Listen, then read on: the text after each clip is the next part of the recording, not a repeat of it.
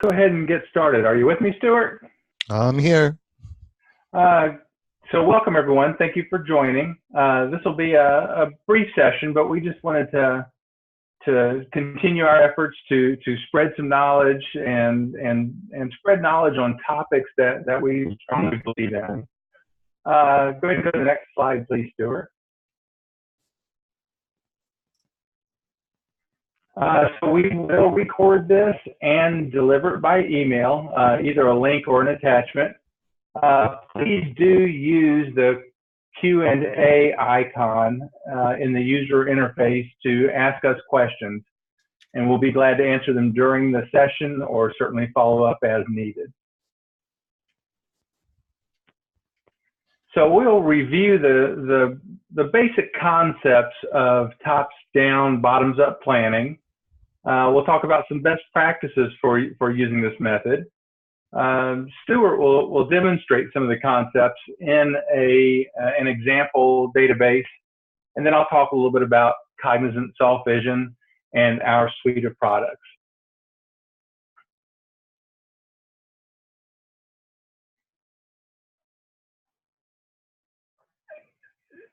Our businesses have levels in them. We have, and they're different everywhere we go. Every customer, every prospect that we work with has a different way to summarize, contract, and expand their business.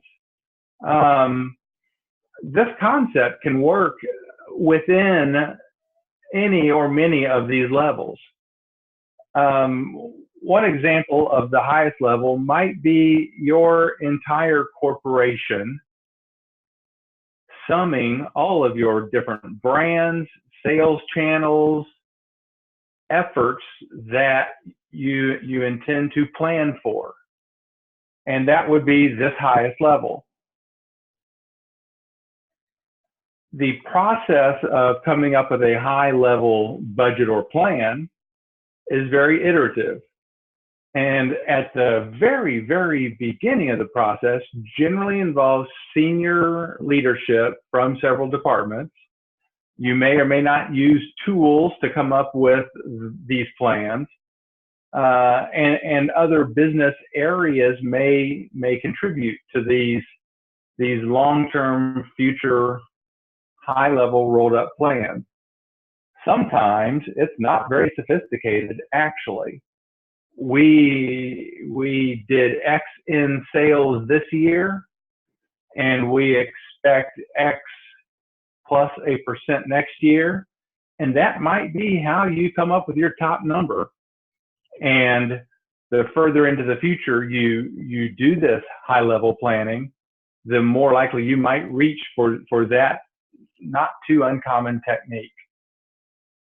Once that number is derived, once that number is actionable, it begins getting broken into the other business units or channels or categories. Again, it depends upon the structure of your business, how we want to break out the various levels. But if I'm going to do $500 million this year, I may allocate $200 million of that to wholesale and $300 million of it to business to consumers, B2C. That's an example of the way we may break out these levels. We go from there to even lower levels. Within wholesale and direct to consumer, we may have categories and subcategories of merchandise that we have defined that cross those channels. We may then distribute dollars by sales channel into merchandise categories. So of that 200 million in wholesale, we expect 25% of it, or 50 million, to go to apparel, as an example. And these are all derived by historical analysis, trend analysis. How and where we want to take the business determines how we distribute and allocate these funds. Go ahead to the next slide, please, Stuart. After senior management has enlisted help and decided what these high-level numbers may be, we then send the merchandise planners, the inventory planners, we send the staff who manages down to the product and SKU levels, often with categorical responsibilities. We send them to begin building a product and eventually SKU level assortment to achieve these goals. And that's indicated by effectively flipping this or working from the bottom towards these goals. Go ahead, Stuart. So to summarize those simple graphs, start at the high level, come up with plans that are derived from historical analysis, trend analysis, areas of preferred growth. So if we're testing a new category, subcategory channel, how much are we willing to invest in that effort? Where do we expect those dollars to land? And will they take dollars from other business units, or are these new efforts purely growth? Look hard at the metrics that you use in your business. How do we derive these revenue values? What forecasting indices, metrics, values are important, and continuously reevaluate those.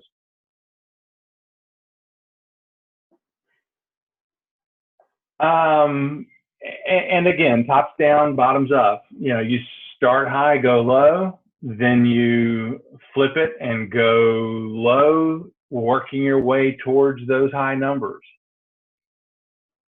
You don't want your planning staff starting to build their assortment generally until they have a target to plan to. Now, the fact of the matter is some of us have some items that are always in our assortment from planning era to planning era. Sure, go ahead and build those into future plans as needed. But you want to make really sure that your bottoms up isn't getting ahead of your tops down. The historical analysis element needs to be at the fingertips of the planners, as it was for senior management making the high-level targets. As your planning staff begins working from the bottom up, they'll use additional attributes to help them build their assortment. They'll be looking at adding new items. They'll be looking at items that didn't make the cut. They'll be looking at items that may need to be reworked or reintroduced to stimulate demand. That's what is part of the bottom effort that they'll be putting forth.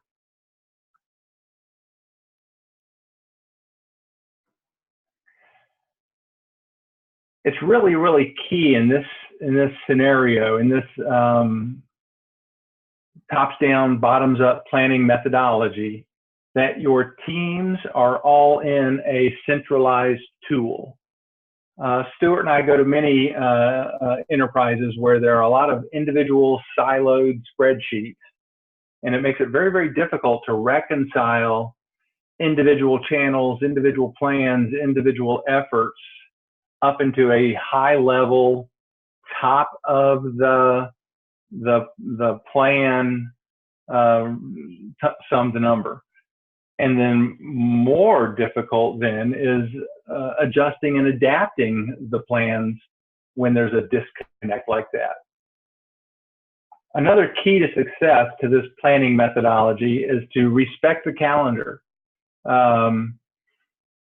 It will never be 100% respected. There are always last minute adds and drops and market conditions that require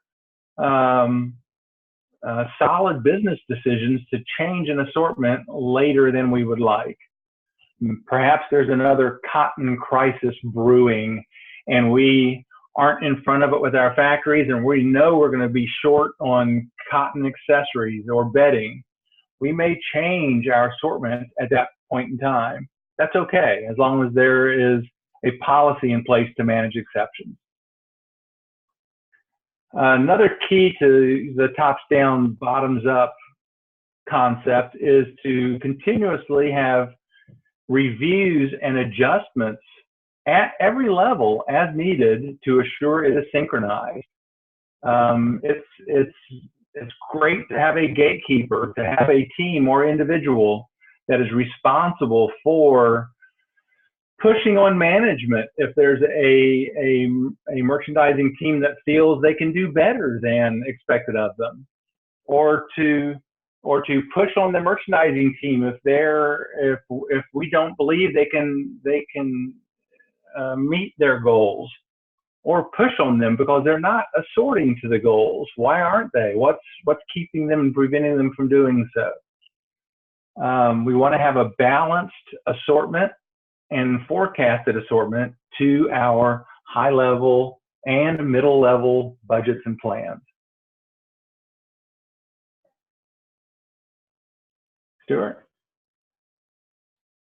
Stuart's going to run through a few screen images that reinforce these concepts using one of our live demo screens. Go ahead, Stuart. Thanks, Jeff. So here's our planning system. It's made up of different components or panes. You could see here is the planning tree. So these are all the plans that we're building. And you have the ability to sort these and group these and select it. Here we're looking at this particular plan for April, and you could see there's a plus sign here. So we could drill down to category, and then from category drill down to subcategory. But once we're here at this top level, we could see this budget section. So this is our plan: number of products, units revenue, gross margin, and other fields that we have. So that shows on the top. That's our top level plan. We look at a comparable plan. So we're able to add comparables. Typically, you're looking at the prior year because you want to look at actual sales that came in. So we could look at that comparable and see the products, units, revenue, everything about that comparable. Based on that, we could build the budget. And that budget then will build down to the lower levels. The item plan are all the products that we've already added to the assortment. And so as we're starting to build this, we start seeing the number of items, units, and revenue, and make sure that's in sync with our budget. The variance will show you the difference and how far you have to go. Down here is a summary section. So that's the next level down. This is a category section. We have our budget, we have our comparable, and then we have our item plan. So you could see here that to build this at the level, it'll take a look at the comparable and basically look at how that performed based on the category and subcategory and products, and then help you to build that budget at that level. You could drill down to the category. So now we see at this category level, here's the products, units, that's our plans, and that's the comparable. And then the next section down is the subcategory. All right, the lowest level where we see the actual products is here at the subcategory. Now you have the ability to group by some of these fields. Typically we group by these two sections.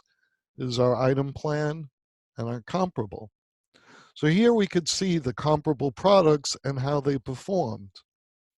Units and revenue. Here's the average item index, which shows us how the product performed compared to the average of all products. This example, this one did 3 times as good. You have the ability to sort these. So you would go in here and you would usually sort this to take a look at the top. If we want to do this by average item index, we could take a look at here to look at our top performers.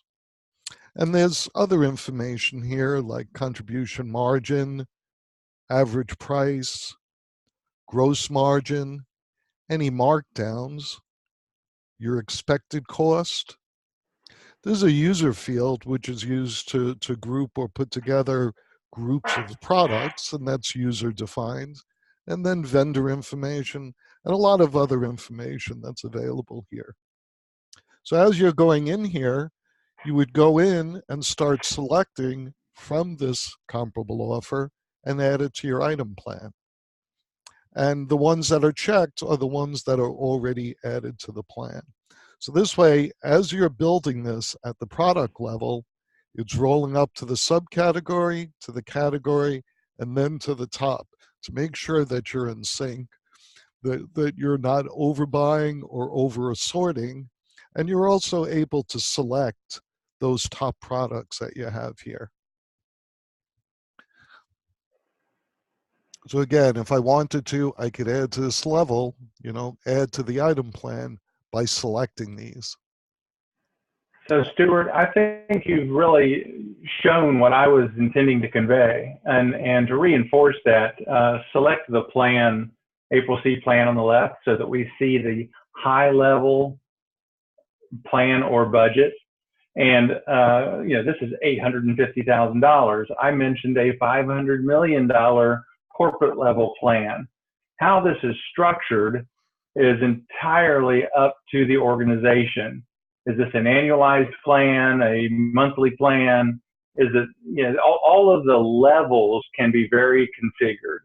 But this is demonstrating that I've got a high level plan, and below that in the category level, you see the breakout that was done.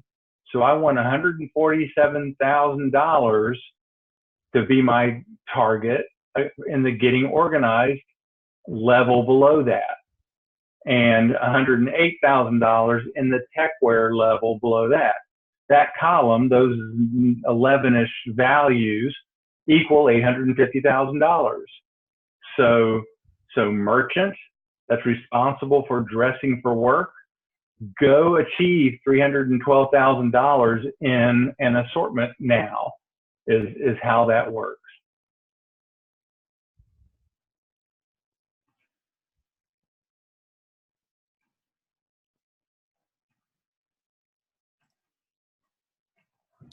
Go ahead, Stuart, on to the next slide, please. We do have a question, Jeff. Oh, go ahead and answer it, please. How do you rationalize breadth versus depth?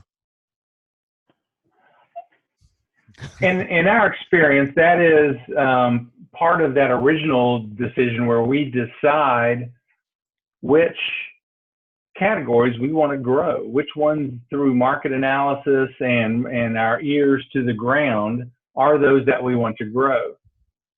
Your historical data should also reveal what occurs when I add more products to a level. Do I increase sales, or do I simply cannibalize my existing breadth? So that depth and breadth question is a continuous evaluation and reevaluation. We always want to jump in and add more products to an exciting new category, but there absolutely becomes a threshold, and it's judgment more than anything else. And of course, certainly analyzing your historical data. Another question: how do we efficiently reconcile item plans to budget or slot planning?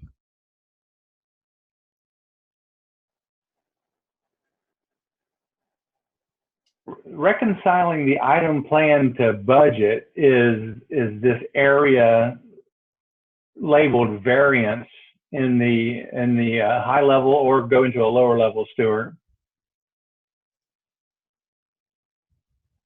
I anticipate 170 products. I anticipate $312,000 at this level. At this stage in my bottoms-up assortment planning, I am underplanned, and maybe that's okay based on my calendar. But to really understand where you are, and you need to dig into the weeds below this screen. You need to get into the subcategories below it, and you need to get into the products below that to really understand why I am not in sync, especially when that point in the calendar dictates that I should be. So there's a balance between what is the variance and when, with regards to how much energy you put into reconciling the variance. And I hope that helps a little bit. And if you want to increase a category, if you wanted to increase this, that's fine, but you would have to decrease it at one of the levels, because ultimately, or choose to increase the entire enterprise. I mean, they're business decisions that are made, hopefully collaboratively.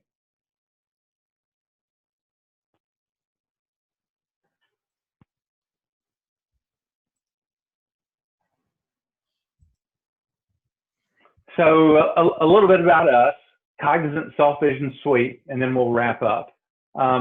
We do offer a complete suite of modules to address not only this conversation, but the entire inventory forecasting, inventory management through calendarization. We time phase your inventory position to give you an inventory model after all of this planning has been done. So merchandise financial planning, assortment planning, efficient SKU management, several very strong exception reporting tools, very strong inventory model are within the suite of our tool set.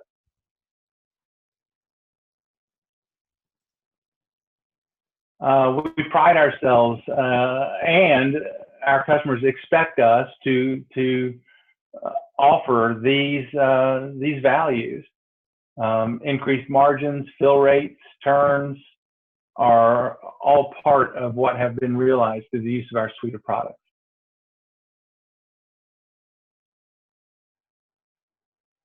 Additional differentiating values. We like to have our finger on the pulse of what our customers' needs are and what the market needs are. Modify the tool accordingly. We do release 2 versions of our application annually. We do webinars. Education is very important to us. User conferences. We make every effort to remain engaged with our customer base. Our staff, like Stuart, many years of experience themselves working for companies like these, or companies like these that are customers of ours now, managing over 2,300 stores, 15 million SKUs, and $1 billion in inventory cost through our customer base. And we service throughout the U.S., UK, Australia, and beyond. So again, we really appreciate your time and attention. If you have any questions at all on this topic or our offerings, reach out to me, and look forward to connecting with you again in the future.